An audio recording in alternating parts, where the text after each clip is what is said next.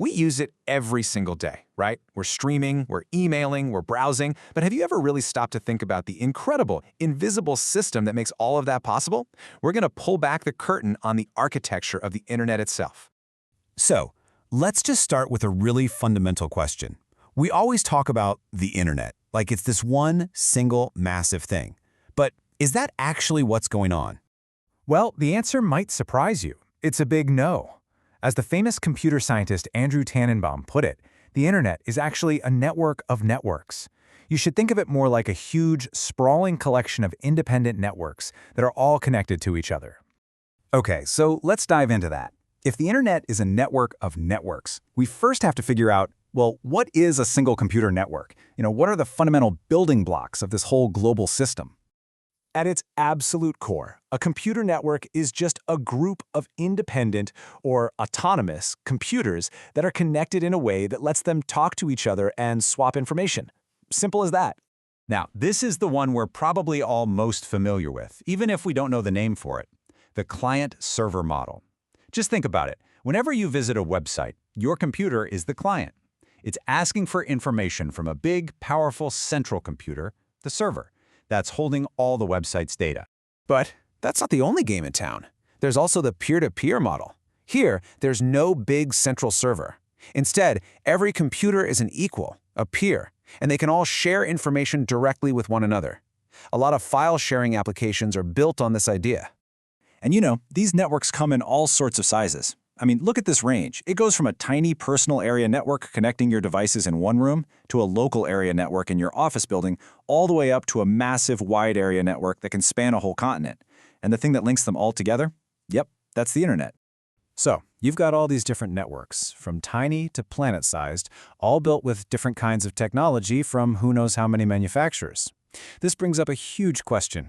How on earth do you get billions of totally different devices to cooperate and, speak the same language? This is really the core challenge of networking. It feels like an impossible engineering problem, right? How do you create a system where a laptop in Tokyo can reliably ask for a web page from a server in Toronto, and it just works every single time? Well, the solution is just beautiful in its elegance. It's a system of layers. And to make this whole thing easier to understand, let's think of it as a highly organized, super efficient digital postal service.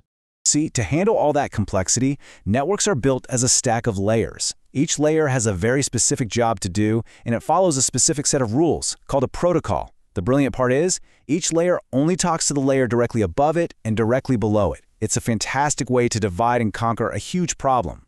Now this right here is the theoretical blueprint, the official 7-layer OSI model. It shows you just how detailed this whole layering thing can get.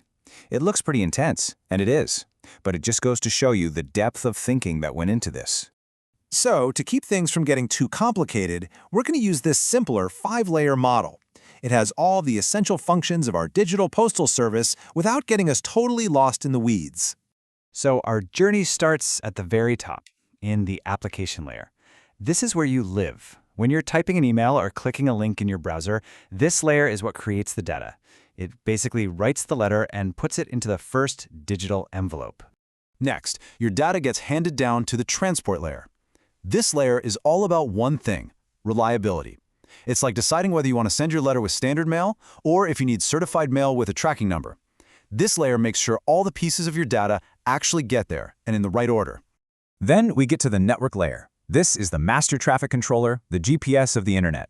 It takes your digital package, looks at the final address, the IP address, and then it calculates the best possible route for it to travel across the entire globe to get where it's going. And finally, we get to the bottom 2 layers. These guys handle the actual physical journey. Think of them as the local mail carrier and the mail truck.